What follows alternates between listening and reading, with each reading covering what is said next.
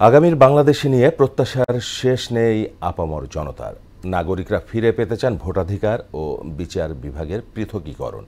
নিপীড়িতের ন্যায় বিচারের জন্য চান মুক্ত গণমাধ্যম। এদিকে প্রধানমন্ত্রীর কার্যালয়, জাতীয় সংসদ ও গণভবন ঘিরে ধীরে ধীরে বাড়ানো হচ্ছে নিরাপত্তা।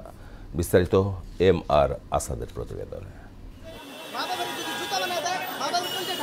প্রথম দর্শনে বিশ্বাস করা কঠিন এটি গণভবনের মূল ফটক। সেনা পাহারা থাকলেও আশেপাশের ভাঙা দেয়ালের ফাঁক-ফোকর কেউ কেউ টুপ করে ঢুকে পড়ছেন ভেতরে। ঘুরে দেখছেন বাগান, ভবন, সঙ্গে নিয়ে এসেছেন পরিবারের সদস্যদের। গণভবন চত্বরে বিক্ষিপ্তভাবে পড়ে আছে আসবাবপত্র।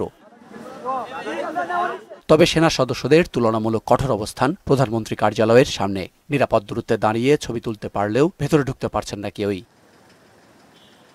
জাতীয় সংসদ ভবন যেন পরিণত হয়েছে মানুষের মিলন মেলায়। সব পেশা ও বয়সের মানুষের পদচারণায় মুখরিত স্থানটি। উৎসুক জনতা জানালেন আগামীর বাংলাদেশ নিয়ে তাদের স্বপ্নের কথা। এই যে সামনে গেট একটা আছে, এদিক দিয়ে ঢোকার জন্য চেষ্টা করছিলাম, পাই নাই।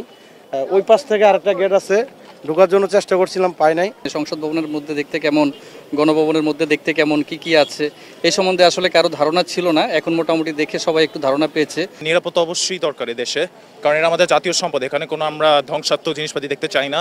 হয়তোবা আপনার মানুষটা চেঞ্জ হবে, কিন্তু এই যে আপনার সম্পদ, এটা তো আমাদের পাবলিকের টাকায়, পাবলিকের ট্যাক্সে, বা আমরাই তো আবার আমাদের এটা তৈরি করতে হবে। নিয়ে গেছে অনেক কিছু, মানুষ, এটা ঠিক হয়নি। স্বৈরাচারী ব্যবস্থা আর যেন ফিরে আসতে না পারে সেজন্য বিচার বিভাগের পৃথকীকরণে জোর দিলেন তারা। দেশে যারা পরবর্তীতে আসতেছে ক্ষমতায়, তারা যেন যদি সত্যিকার অর্থে তারা দেশপ্রেমিক হয়ে থাকে, দেশকে ভালোবেসে থাকে, তারা যেন আইন বিভাগ, বিচার বিভাগ আলাদা করে। আওয়ামী লীগের উপর মানুষের এরকম আস্থা করছে, ওরা এ দেশে মানুষকে এতটা ক্ষতি করছে সেটা বলার মতো না। আমার জীবনে আমি সর্বোচ্চ খুশি হয়েছি কালকে। দীর্ঘ 15 বছরের ফ্যাসিস্ট এবং জুলুম নির্যাতনের শাসনকালে যারাই নির্যাতনের শিকার হয়েছে, গুম, খুন, হত্যা, যেভাবেই নির্যাতন হোক না কেন, যারাই শিকার হয়েছে, যারা নির্যাতন করেছে সবাইকে দৃষ্টান্তমূলক শাস্তি দেওয়া হোক। ভোটাধিকার প্রয়োগের পাশাপাশি গণমাধ্যমের স্বাধীনতা নিশ্চিতের কথাও বলেন সাধারণ জনতা।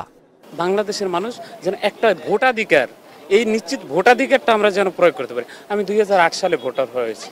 আমি একজন সহকারী শিক্ষক হাই স্কুলে।